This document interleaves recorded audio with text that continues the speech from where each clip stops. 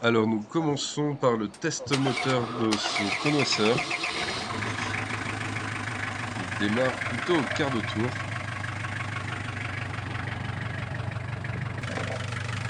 On voit que de l'eau sort du pot d'échappement, donc tout va bien.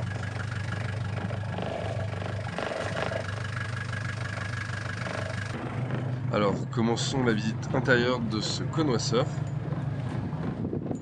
Alors on va commencer par la cabine arrière.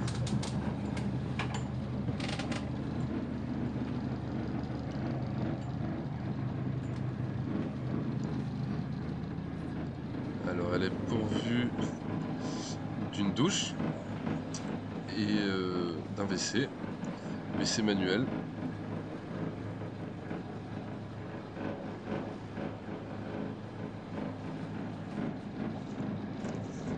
Alors là on a deux lits simples qui mesurent 1,82 m en longueur et 62 cm en largeur chacun. Alors à droite, encore des toilettes. Tous les toilettes sont manuelles dans ce connoisseur. On voit une prise rasoir.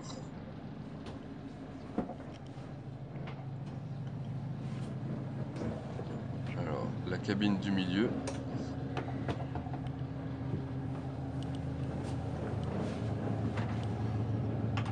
Avec un lit double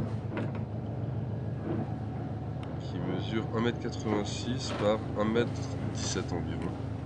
Lui aussi pourvu d'une salle de bain assez confortable, plus large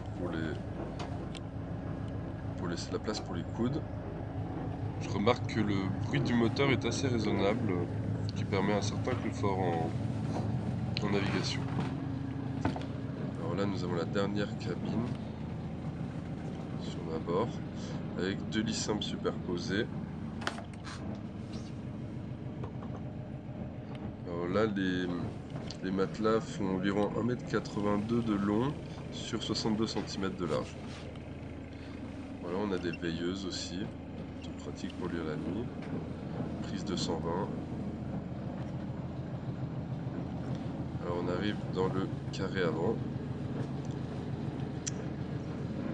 avec la cuisine et aussi la table d'origine qui se range ici, qu'on peut mettre dans le salon. Deux feux électriques, évier. On a deux frigos et aussi un coffre-fort qu'on voit en bas. Et encore une douche. Globalement, la hauteur sous plafond de ce bateau est de 1,83 m. Là, le poste de pilotage à gauche, avec les instruments de navigation. À gauche, on voit le propulseur d'étrave, une navigation plus facile, et un joli carré pour manger et recevoir ses amis. Et enfin, une petite terrasse avant.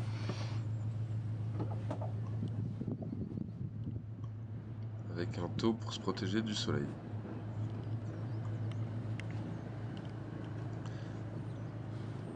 Des coffres et rangements, l'ancre à l'avant.